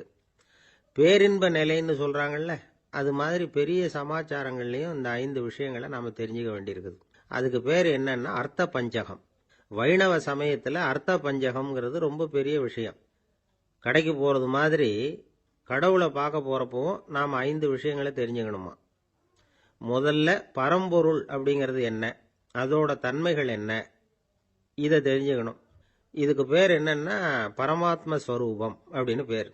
2வது நாம யாரு, நம்மோட தன்மை என்ன அப்படிங்கறத தெரிஞ்சுக்கணும். நான் யாருன்னு எனக்கே தெரியலங்கிறப்போ இதை நான் சொல்றேன்னு இது என்னுடையதுன்னு சொல்றது தப்பு தானே. அப்புறம் 3வது விஷயம், பரம்பொருளை நாம் அடையறதுக்கு வழி எது, இது தெரிஞ்சுக்கணும். இது உபாய ஸ்வரூபம் அப்படின்னு பேர். 4வது விஷயம், நாம் அடைய வேண்டிய பயன்கள் என்ன அப்படிங்கறத தெரிஞ்சுக்கிறது. இதுக்கு புருஷார்த்தம் அப்படின்னு பேர். 5வது அந்த பயனை அடைய விடாமல் தடுக்கிற தடைகள் யாவை அப்படிங்கறத தெரிஞ்சுக்கிறது. இது விரோதி ஸ்வரூபம். இதைத்தான் தடையியல் அப்படின்னு சொல்றாங்க. அதாவது பரமாத்மாவை பற்றிய அறிவு, ஜீவாத்மாவை பற்றிய அறிவு, உபாயம் பற்றிய அறிவு, புருஷார்த்தம் பற்றிய அறிவு, இந்த 4 அறிவுக்கும் எதிரடையா, அதாவது அதையெல்லாம் தப்பா புரிஞ்சுக்கிறதால உண்டாகக்கூடிய அறிவு விரோதி ஸ்வரூபம். என்ன இது தகவல்ல ஏதாவது கதை சொல்லுவீங்கன்னு பார்த்தா ஏதோ தத்துவம் பேசிக்கிட்டு இருக்கிறீங்களே அப்படின்னு நினைக்கலாம். இதுவும் தெரிஞ்சுக்க வேண்டிய ஒரு பெரிய விஷயம்தான். காதில் போட்டு வச்சா எப்போவாவது உபயோகப்படும். என்னுடைய நண்பர் ஒருத்தர் ஒரு நாள் என்கிட்ட சொன்னார், சார் அடுத்த மாதம் தஞ்சாவூரில் ஒரு கல்யாணம், போகிறதா வேண்டாமா அப்படின்னு ஒரே குழப்பமா இருக்கு அப்படின்னார். நான் உடனே இந்த அர்த்த பஞ்சக உபதேசம் பண்ண ஆரம்பித்தேன். அவர் எல்லாத்தையும் பொறுமையாக கேட்டுவிட்டு, சரி சார் நான் போகிறதுன்னு முடிவு பண்ணிவிட்டேன்னார். எப்படி இந்த முடிவுக்கு வந்தீங்க அப்படின்னு கேட்டேன். அவர் சொன்னார், சார் அந்த 2வது பாயிண்ட் ஒன்று சொன்னீங்களே, அதை புரிஞ்சுக்கிட்டதுக்கு அப்புறம்தான் இந்த முடிவுக்கு வந்தேன் அப்படின்னார். என்ன 2வது பாயிண்ட்டுன்னு? அதாவது தன்னை பற்றி புரிஞ்சுக்கணும் அப்படின்னு சொன்னீங்க. உடனே என்னை பற்றி புரிஞ்சுக்கிட்டேன், நான் யாருங்கிறது எனக்கு தெரிஞ்சுது, உடனே போகிறது தான் நல்லதுன்னு முடிவு பண்ணிவிட்டேன்னார். நீங்கள் யாருன்னு கேட்டேன். நான் தான் சார் அந்த கல்யாணத்தில் தாலி கட்ட வேண்டிய மாப்பிள்ளை அப்படின்னார். ஒரு நாள் ஒரு தகப்பனார் தன்னுடைய பிள்ளைய அழைச்சிட்டு வந்தார். சார் இவன் சரியாக படிக்க மாட்டேங்கிறான், பெரியவங்களை மதிக்க மாட்டேங்கிறான், நீங்கள் கொஞ்ச நாள் இவனுக்கு குருவாக இருந்து நல்ல விஷயங்களை சொல்லி கொடுத்தா தேவையில்லைன்னார். பெரியவங்களையும் மதிக்காதவன் எப்படி என்ன மதிக்க போகிறான் அப்படிங்கிறது நமக்கு யோசனை வரும் இல்லையா? வேணாங்க என்னை விட்டுருங்க அப்படின்னோம். அவர் விட மாட்டேன்னு விட்டார். இல்லைன்னா அவரே சிஷ்யன் ஆகிடுவார் போல இருந்தது. சரி வேற வழி இல்லாமல் அந்த பையனையே என்னுடைய சீடனை ஏற்றுக்கிட்டு உபதேசம்லாம் பண்ண ஆரம்பித்தோம். அதாவது குரு பக்தின்னா அது எப்படி இருக்கணுங்கிறத பற்றி சொல்லி கொடுத்தோம் அவனுக்கு. சதமகர் அப்படின்னு ஒரு குரு இருந்தார். அவருக்கு ஒரு சீடர். அவன் பேர் துளசி சைதன்யன், நைஷ்டிக பிரம்மச்சாரி. தன்னுடைய குருவுக்கு எந்த நேரத்தில் எது தேவைங்கிறத புரிஞ்சுக்கிட்டு சேவை செய்கிறவன். ஆனால் இவனை பற்றி மற்ற சீடர்களுக்கு பொறாமை வந்துட்டுது. இவன் மட்டும் இப்படி இருக்கானேன்னு உடனே குரு கிட்ட போய் கோல் மூட்டினாங்க.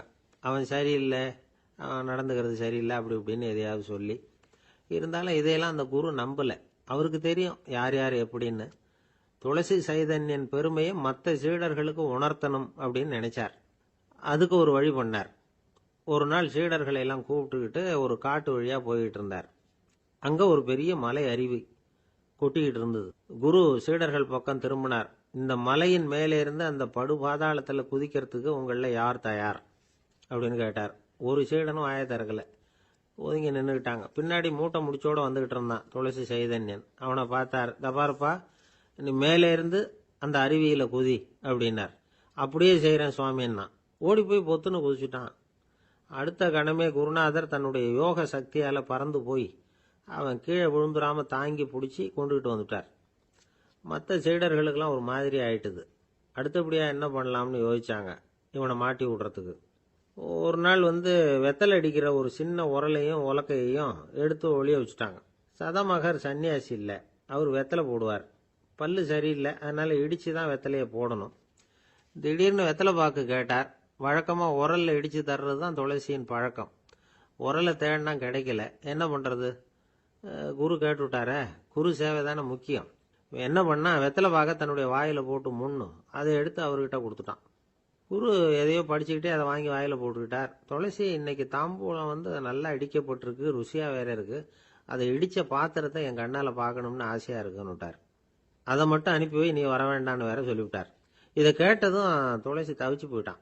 இவன் போகாமல் எப்படி வாயை மட்டும் அனுப்பி வைக்க முடியும்? இவன் தவிக்கிறத பார்த்ததும் மற்ற சீடர்களுக்கெல்லாம் மனசுக்குள்ள ரொம்ப சந்தோஷம். துளசி கொஞ்சமும் யோசிக்கல, வாழை எடுத்தான், தன்னுடைய தலையவே அப்படியே அறுத்து வெட்டி எடுத்தான்.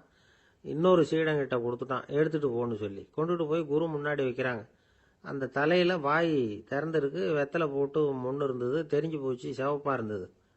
அவனுடைய குரு பக்தியை இப்போ எல்லாரும் ஒத்துக்கிட்டாங்க. அதுக்கப்புறம் குரு சதமகர் தன்னுடைய அற்புத திறமையினால அந்த தலையை மறுபடியும் ஒட்ட வச்சுட்டார். துளசிக்கு உயிர் வந்துட்டுது. இப்படி ஒரு பெரிய கதை உண்டு. அதாவது துளசி சைதன்யன் அவனுடைய குரு பக்தி எப்படி அப்படின்னு கேட்டோம். ரொம்ப அபாரம் அப்படின்னு அந்த பையன் அடக்கமா, சும்மா விளையாட்டுக்காக தான் அப்படி அவங்ககிட்ட கேட்டோம். ஏன்பா உன்னுடைய குரு பக்தியை என்கிட்ட காட்டுறதுக்கு உன்னோட கழுத்தை நீயே அறுக்கணும்னு நான் சொன்னா அதை நீ செய்வியா அப்படின்னு கேட்டோம். என்னுடைய கழுத்தை நானே அறுக்க வேண்டிய அவசியம் இல்லை சார் அப்படின்னா அவன். ஏண்டான்னு, அதே காரியத்தை தான் இனிமே நீங்க தினமும் செய்ய போறீங்களே சார் அப்படிங்கிறான். ஒருத்தர் சிகரெட்டும் கையுமா வந்தார். சார், இந்த புகைப்பிடிக்கிற பழக்கத்தை நிறுத்தி போடணும்னு தான் பாக்கிறேன், முடியலன்னார். புகைப்பிடிக்கிறத நிறுத்துறது ரொம்ப சுலபம் சார் அப்படின்னார் இன்னொருத்தர். எப்படி சொல்றீங்கன்னு கேட்டார் அவரு. நான் கூட ஏற்கனவே 10 தடவை அந்த பழக்கத்தை நிறுத்தி இருக்கிறேன் சார் அப்படின்னார் இவர். இதுல இருந்து என்ன தெரியுது? புகைப்பழக்கத்தை திடீர்னு விட்டு விடுறதுங்கிறது ரொம்ப கஷ்டம்னு தெரியுது. இருந்தாலும் இது சம்பந்தமான ஆராய்ச்சி, அனுபவம், இது ரெண்டையும் அடிப்படையா வச்சு சில வழிமுறைகளை சொல்றாங்க. அதாவது புகைப்பிடிக்கிறத நிறுத்துறதுக்கு 10 வழிகள் உண்டு அப்படின்னு சொல்றாங்க. அது என்னங்கிறத தெரிஞ்சுக்கிட்டா உபயோகப்படுதான்னு பார்க்கலாமே. முதல் கருத்து என்னன்னா, கொஞ்ச நாளைக்கு புகைப்பிடிக்கிற நண்பர்களை விட்டு விலகி இருக்கணும். இதனால புகைப்பிடிக்கிற ஆசை குறையும். அந்த பழக்கத்தை மறுபடியும் ஆரம்பிக்கப்படாதுங்கிற எண்ணம் உறுதிப்படும். 2வது கருத்து, புகைப்பிடிக்கிறதை எதிர்த்து தீவிரமா பிரச்சாரம் செய்ய ஆரம்பிச்சிடணும். அது அடுத்தவங்களுக்கும் உபயோகப்படும், உங்களுக்கும் உபயோகப்படும். உங்க உள்ளுணர்வை அது தூண்டும், உங்களை உறுதி கொள்ள வைக்கும். 3வது கருத்து என்னன்னா, தினமும் 2 தடவை குளிக்கணும். எப்படி தெரியுமா? முதல்ல வெது வெதுப்பான தண்ணீர், அப்புறம் குளிர்ந்த தண்ணீர், இப்படி மாறி மாறி குளிக்கணுமா. 4வது கருத்து, உடற்பயிற்சிகள் செய்யணும். மூச்சு வாங்குற மாதிரியான பயிற்சிகள் ரொம்ப நல்லதான். பிராணாயாமம் அப்படிங்கிற மூச்சு பயிற்சி ரொம்ப நல்லதுங்கிறாங்க. அப்புறம் 5வது கருத்து, சாப்பாடு மிதமா இருக்கணும், சீரா இருக்கணும். பச்சை காய்கறிகள், பழங்கள் சாப்பாடுல சேர்த்துக்கலாம். அடிக்கடி கொஞ்சம் கொஞ்சமா சாப்பிட்டு ரத்தத்துல சர்க்கரையின் அளவை பராமரிக்கணும். இது நரம்புகளை அமைதிப்படுத்தும். 6வது கருத்து என்னன்னா, ரொம்ப நேரம் பசியோட இருக்கக்கூடாது. புகைப்பிடிக்கிறத நிறுத்த முயற்சி செய்யும் பொழுது எடை குறைப்பு நடவடிக்கைகளை மேற்கொள்ளக்கூடாது. 7வது கருத்து, காபி, தேநீர், மதுபானம், அப்புறம் போதைப் பொருள்கள் கலந்த உணவுகள் இதெல்லாம் வேணாம். புகைப்பிடிக்கிறத அதெல்லாம் ஊக்கப்படுத்தும். கடுகு, மிளகு, அப்புறம் காரமான பொருள்களை தவிர்க்கணும். உப்பு அளவை குறைக்கணும். தினமும் 10 கோவள தண்ணீராவது குடிக்கணும்.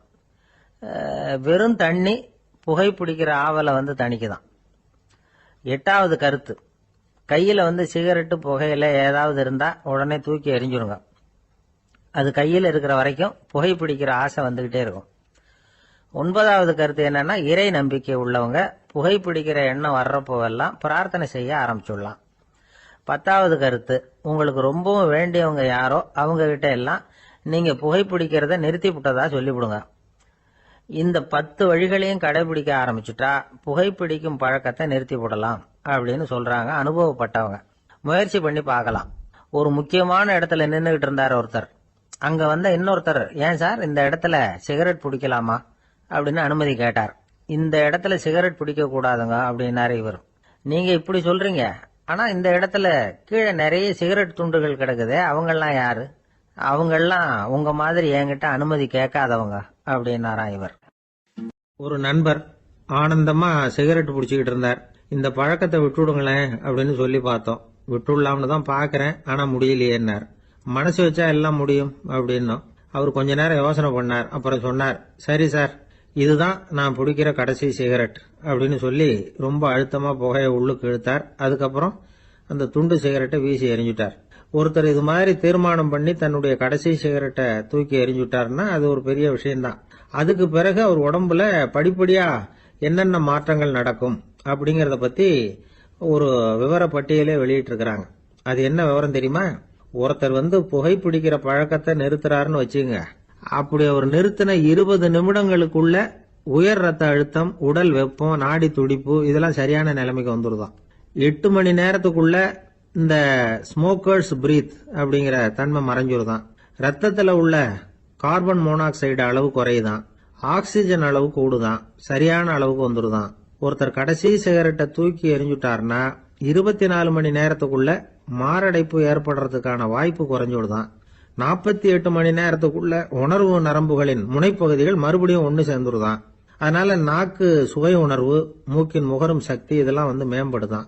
நல்ல நிலைமைக்கு வந்துருதான். சிகரெட்டை நிறுத்தின 3 நாளுக்குள்ள மூச்சு விடுறது சுலபமாயிடுதான். இப்படி அவங்க பட்டியல் நிறைய சொல்றாங்க. 2 அல்லது 3 மாசத்துக்குள்ள என்ன ஆகும் தெரியுமா? ரத்த ஓட்டம் மேம்படுது, நடக்கிறது சுலபமாயிடுது. நுரையீரல் கொள்ளளவு 30% அதிகரிக்குது. 1 to 9 மாசத்துக்குள்ள சுவாச குறைபாடுகள் நீங்குது. நுரையீரல்ல இருக்கக்கூடிய இந்த அசுத்தம் வடிகட்டும் திசுக்கள் சரியா வேலை செய்ய ஆரம்பிச்சிருது. ஒரு வருஷத்துக்குள்ள இந்த இதய அழுத்த நோய்க்கான வாய்ப்பு பாதியா குறைஞ்சிருது. இந்த சிகரெட்டை நிறுத்தின 5 வருஷத்துக்குள்ள ஒரு நாளைக்கு ஒரு பாக்கெட் சிகரெட் பிடிக்கிறவர்கள்ல நுரையீரல் புற்றுநோயினால சாகிறவர்கள் எண்ணிக்கை பாதியா குறைஞ்சிருது. புற்றுநோய் செல்கள் சீரமைக்கப்படுது. ஆக ஒருத்தர் புகைக்கிறத விட்டுணும்னு தீர்மானம் பண்ணி தன் கையில இருக்கிற சிகரெட்டை இதுதான் கடைசின்னு சொல்லி தூக்கி எறிஞ்சுட்டா அதுக்கப்புறம் படிப்படியா இவ்வளவு நன்மைகளும் மாற்றங்களும் ஏற்படுறதாக இந்த அமெரிக்கன் கேன்சர் சொசைட்டி தெரிவிச்சிருக்குது. அதனால புகைப்பழக்கம் உள்ளவங்க இதெல்லாம் கொஞ்சம் யோசிச்சு பார்த்து அந்த பழக்கத்தை விட்டு விடுறது ரொம்ப நல்லது. ஆனா அதையெல்லாம் நாம சொன்னா யாரு கேட்கறாங்க? என்னுடைய நண்பர் ஒருத்தர் புகைப்பழக்கம் உள்ளவர், அவர் என்கிட்ட சொன்னார், சார், சிகரெட் பிடிக்கிற பழக்கத்தை விட்டு விடுறது என்னை பொறுத்த வரைக்கும் ஒன்றும் பெரிய கஷ்டமான செயல் இல்லை, அது ரொம்ப சுலபம் அப்படின்னார். எப்படி சொல்றீங்கன்னு கேட்டேன். நான் ஏற்கனவே 20 தடவை அந்த பழக்கத்தை விட்டுருக்கேன் சார் அப்படின்னு. உலகத்துல எது எதுக்கும் ஆராய்ச்சி கூடங்கள் இருக்குது இல்ல, அது மாதிரி தூக்கத்தை பத்தி ஆராய்ச்சி பண்றதுக்கு ஒரு ஆராய்ச்சி கூடம் இருக்குது. அப்படி ஆராய்ச்சி பண்ணணும்னா அதுக்கு மூழ்கிக்கிட்டு இருக்கணும்ல. அதனாலதான் அந்த ஆராய்ச்சி கூடம் இங்கே இல்லை. அமெரிக்காவில் பாஸ்டன் பல்கலைக்கழக மருத்துவமனையில் அது இருக்குது. அங்கே தூக்கத்தை பற்றி பலவிதமான ஆராய்ச்சிகள் பண்ணிட்டு இருக்கிறாங்க. அந்த ஆராய்ச்சி கூடத்தில் இயக்குனராக இருக்கிற ஒரு நிபுணர், அவர் என்ன சொல்றாரு தெரியுமா? உங்களுக்கு தூக்கம் வரலையா, நீங்கள் நல்லா தூங்குறதுக்கு தாராளமாக சில யோசனைகளை என்னால் சொல்ல முடியும் அப்படிங்கிறார். யோசனை தானே, காசா பணமா கேட்டு வச்சுக்கலாமே. உணவு, மனநிலை, தூங்கும் இடத்தோட சூழ்நிலை, படுக்கைக்கு செல்றப்போ உள்ள பழக்க வழக்கங்கள், இது காரணமாக ஒருத்தருக்கு தூக்கம் வராமல் போகலாம். தூக்கம் வராததுக்கு இதுதான் காரணம்னா அதையெல்லாம் சுலபமாக கட்டுப்படுத்தலாங்கிறார் அவர். தூக்கத்தை வரவழைக்கக்கூடிய ஒரு நல்ல மருந்து உடற்பயிற்சி. ஆனால் ஒன்று, படுக்க போகிற நேரத்தில் இது மாதிரி உடற்பயிற்சிகள் எல்லாம் செய்யக்கூடாது. கொஞ்சம் முன்னாடி பகல்லையே இந்த பயிற்சிகளை செய்கிறது நல்லது. தூக்கம் வராமல் அவதிப்படுறவங்க பிற்பகல் நேரங்களில் காஃபி, டீ இது மாதிரி பானங்களை சாப்பிடக்கூடாது. மது அருந்துறது கூட தூக்கத்தை பாதிக்கும். வெது வெதுப்பான நீரில் குளிக்கிறது, தியானத்தில் ஈடுபடுறது, ஓய்வாக இருக்கிறது, படுக்கிறது, அதாவது படுக்கிறதுக்கு முன்னாடி ஒரு குவளை பால் சாப்பிட்றது, இதெல்லாம் தூக்கத்தை வரவழைக்கிறது ரொம்ப உதவியாக இருக்கும். இன்னொரு விஷயம் என்னன்னா, தூங்கி ஆகணுமேங்கிற கவலை வேண்டியதில்லை. அப்படி நினைச்சு கவலைப்படுறதை விட்டுடணும். தூக்கம் வரலையா, உடனே படுக்கையை விட்டு எழுந்திருக்க வேண்டியது. வெளியில் வாங்க, வேற ஏதாவது வேலையில் ஈடுபடுங்க, கொஞ்ச நேரம் உலாவுங்க, அல்லது ஏதாவது ஒரு புஸ்தகத்தை எடுத்து படிங்க. களைப்பு ஏற்பட்டால் மறுபடியும் படுக்கைக்கு போங்க, தூக்கம் தானே வந்துடும். ஒரு விஷயத்தை மட்டும் நல்லா ஞாபகத்தில் வச்சுக்கணும். படுக்கைக்கு போகிறப்போ உங்கள் மற்ற எல்லா பிரச்சனைகளையும் மறந்துடணும். அது எப்படி சார் முடியும்? அந்த நேரம் தானே எல்லா பிரச்சனையும் வரிசையாக ஞாபகத்துக்கு வருது அப்படின்னு நாம் நினைக்கலாம். ஆனால் பழக்கத்தில் அதை நாம் மாற்றிக்க முடியும். கொஞ்சம் முயற்சி பண்ணணும், அவ்வளோதான். இது எல்லாமே ஆராய்ச்சி பண்ணி பார்த்துட்டு அந்த நிபுணர் சொல்கிற கருத்து தான். இன்னொரு விஷயமும் அவர் சொல்கிறார். அது என்னன்னா, உடல் கோளாறு காரணமாக தூக்கம் வராமல் அவதிப்படுறவங்களுக்கெல்லாம் இந்த யோசனைகள் சரியாக வராது அப்படிங்கிறார். அதுக்கெல்லாம் மருத்துவ சிகிச்சை கொடுத்து தான் சரி பண்ணணும். சில பேருக்கு நடு ராத்திரியில் மூச்சு திணறல் ஏற்பட்டு தூக்கம் வராமல் போயிடும். ஊரெல்லாம் தூங்குறப்ப தான் மட்டும் தூங்காமல் மூழ்கிட்டு இருக்கிறது, ஊரெல்லாம் மூழ்கிட்டு இருக்கிறப்போ தான் மட்டும் தூங்குறது, இது மாதிரி கோளாறுகளால் சில பேர் பாதிக்கப்படலாம். காலு தசை முறுக்கிக்கிறதுனால சில பேருக்கு அடிக்கடி இழிப்பு வரலாம். மன அழற்சி காரணமாக சில பேருக்கு தூக்கம் வராது. இது மாதிரி கோளாறுகளுக்கெல்லாம் அதுக்கு தகுந்த மாதிரி சிகிச்சை கொடுத்து தான் சரி பண்ண வேண்டியிருக்கும். எந்த கோளாறும் இல்லாமல் தூக்கம் வரலைன்னா ஆரம்பத்தில் சொன்ன முறைகளை கடைபிடிச்சு பார்க்கலாம்.